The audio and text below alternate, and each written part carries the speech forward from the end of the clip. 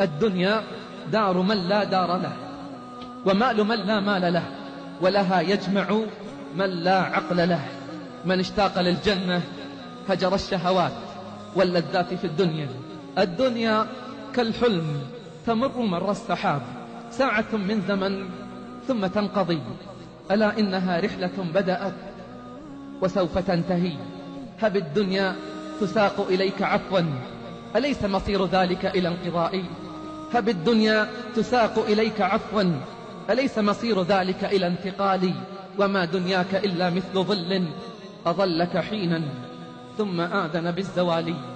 أحبتي، ليس المطلوب ترك الدنيا بتاتا، فإن هذا ليس بالإمكان، ولكن المطلوب الاعتدال في طلبها على وجه مباح لا يصد عن ذكر الله وطاعته.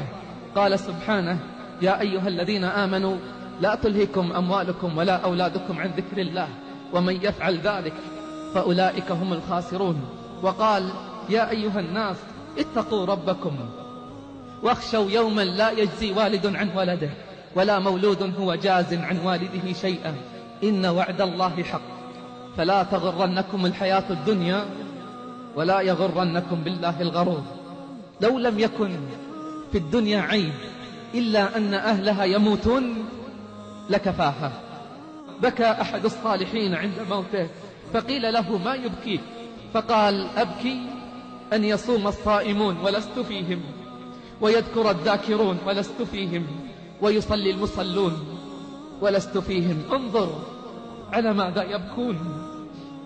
والروح منك وديعة أودعتها ستردها بالرغم منك وتسلب، وغرور دنياك التي تسعى لها دار حقيقتها متاع يذهب. والليل فاعلم والنهار كلاهما أنفاسنا فيها تعد وتحسب، وجميع ما حصلته وجمعته حقا يقينا بعد موتك يذهب. تبا لدار لا يدوم نعيمها ومشيدها عما قليل يخرب. الموت هو الحقيقة التي لا يستطيع الإنسان مؤمنا كان أو ملحدا أن يفر منها. ذكره يردع عن المعاصي ويلين القلب القاسي. إنه أمر فظيع وأليم يفضح الأسرار ويهتك الأستار ويبدي العورات ويظهر الحسرات. لو نجا منه أحد لنجا منه خير البشر محمد صلى الله عليه وسلم، الذي قال الله له: إنك ميت وإنهم ميتون، فإنا لله وإنا إليه راجعون. وقال له سبحانه: وما جعلنا لبشر من قبلك الخلد أفإن مت فهم الخالدون، كل نفس ذائقة الموت. جاء عند أحمد بإسناد جيد أن نبي الله داود عليه السلام رأى يوما رجلا في داره فقال: من أنت؟ فقال: أنا الذي لا أهاب الملوك ولا يمنعني الحجاب. فقال له داود عليه السلام: فأنت والله إذن ملك الموت، لا يمنعه مانع ولا يحجزه حاجز. قال لقمان لابنه: يا بني، أمر لا تدري متى يلقاك، استعد له قبل أن يفاجئك. أمر لا تدري متى يلقاك، استعد له قبل أن يفاجئك.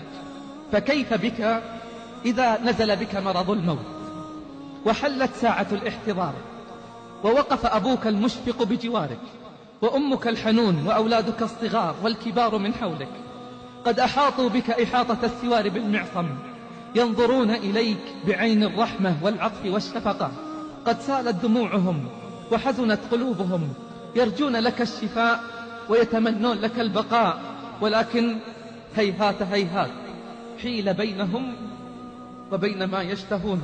فلا يملك أحد من الخلق أن يزيد في عمرك أو يرد إليك عافيتك.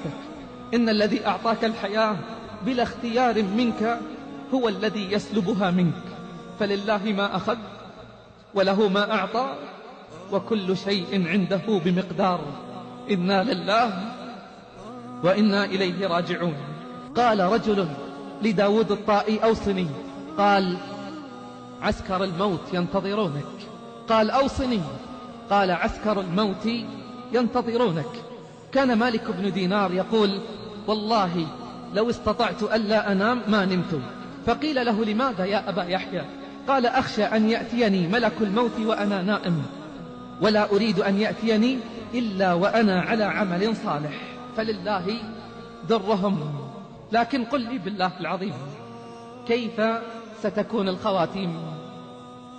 سمع عامر ابن عبد الله المؤذن يؤذن لصلاة المغرب وهو يجود بنفسه في مرض شديد، فقال خذوا بيدي، فقيل له إنك عليل وقد عذرك الله، فقال والله إني أستحي أسمع منادي الله ولا أجيب، والله إني لأستحي أن أسمع منادي الله فلا أجيب. الله أكبر، كم هم اليوم الذين يسمعون ولا يجيبون؟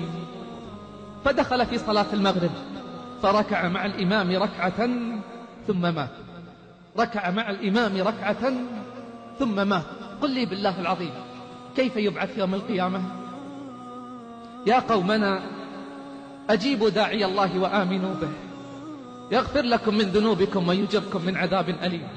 ومن لا يجب داعي الله فليس بمعجز في الأرض وليس له من دونه أولياء، أولئك في ضلال مبين.